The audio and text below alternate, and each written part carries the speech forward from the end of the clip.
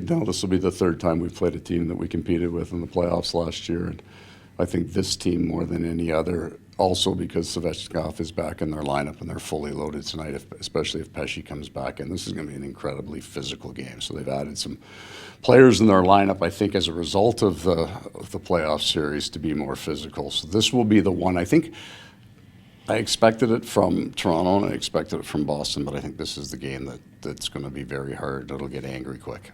You learn a little bit something about your team every series. What did you learn about the guys in that series against Carolina? Obviously, 4 really tight games. Yeah. That they would be willing to make adjustments in their style of game, because the game that we had to play against Carolina was so much different than the game we had to play against Toronto. And that 4 periods after regulation ends were still pretty good. So that was the thing that, as a coach, winning it, for sure, it's a conference championship. But winning a 4 overtime game in the playoffs is something you get to carry with you, and I'll never forget that one. Yeah. And a couple lineup changes today, and one anyway. Yeah. Uva's coming in. Yeah. Just a chance to get him back in. Yeah. And saw enough of Mike. I couldn't. No, it's not. Mike had the tough turnover in the game, but the important part was actually the play after. I liked his game in Washington more than the game prior. I thought he showed something there. So. This is a kind of a tough spot for the coach and for the players because I don't have a real strong reason for what I've done.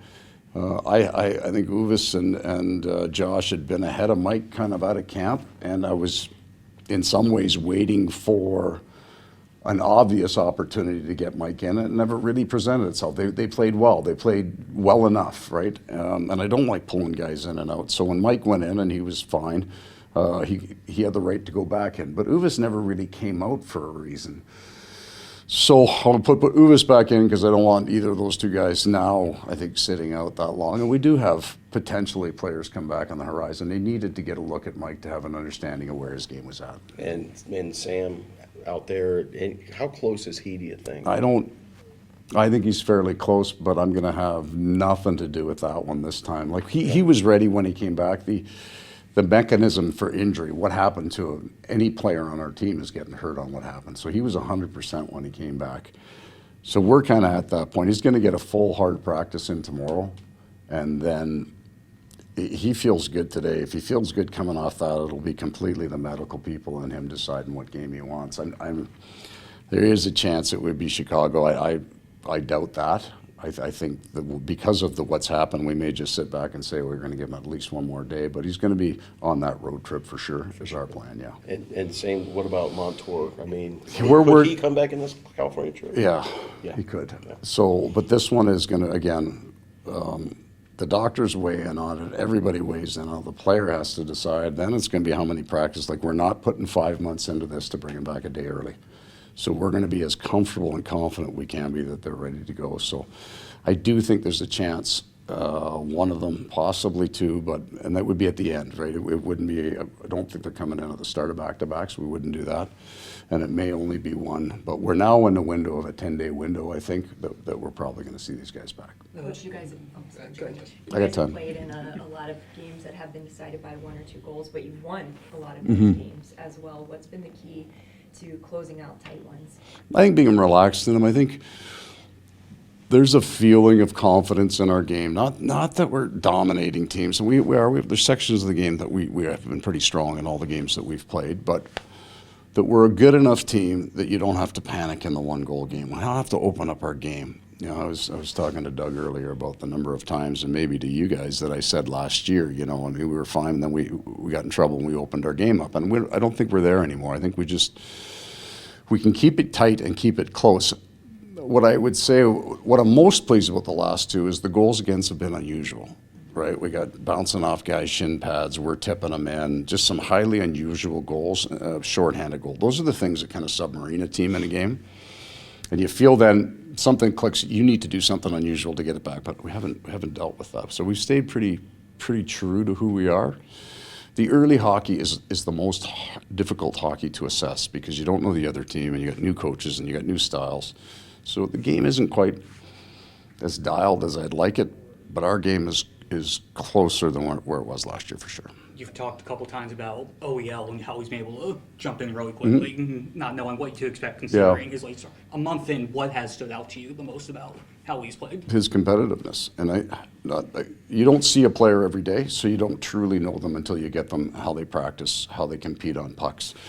And there was a lag in some ways for him, and some of the, and he'll, he'd be frustrated that he didn't make plays or make passes that he knows he can make, but that didn't slow his game down. His gap has been good. I think he's embraced the style that we play. It's quite a bit different than what he's used to, and it's been good for him. It's kind of got him back into the game faster. And then you're starting to see glimpses of the passes that he does make, some of the smaller, finer plays. And I think all of those guys are feeling it a little bit because the power play's not converting and it's getting chances, and that's its own kind of frustration. But I've liked his 5-on-5 compete.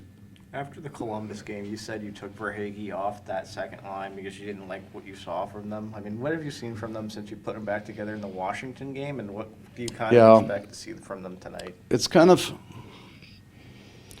for me, Carter needs to get moved off lines every once in a while, and did it all last year, flipped them between Barkov, and that would be my normal recourse, except I don't know what Rodriguez, Lundell, and Tkachuk will look like, and that line's been really good. So they've been producing big numbers, and Evans +10, so I'm just going to leave those guys. So I'm just looking for a different flip. I didn't love Hags' game, except we all loved him at the very end, and that's what those shooters are like sometimes. He's a pure shooter. So he's, if he's not getting the puck in the right spots, you don't love his game. So that's why I flipped him. It wasn't even a demotion or a benching. It was, normally I would flip him up, and that's how you saw, and then you saw Nick Cousins come into that hole because that line of Rodriguez, Barkov, and Reinhardt had produced and played well. I don't want to touch it, so I just flipped him, what you would consider down. I mean, for Tkachuk in particular on that line, would maybe a guy like Sam Bennett being out kind of hinder his game sometimes? He kind of opened up some space for him. Sam is an identity player for our team, and that style makes whoever he plays with more functional. If you take Matthews' defensive game is light years ahead of where it was last year at this time. His offensive numbers are slightly down. You can attribute that to, for me, the power play, right? So if you put 5 more or 6 more goals on our power play, he's getting points on 4 of them. He's into 14 points in 11, 12 games. Everything's right with the world. Throw Benny in there, and it's 1 or 2 more over 10 for sure. So, yeah, Sam Bennett has an impact. He impacts whoever he wouldn't be playing with when he's out of the lineup. He's a really important player for us.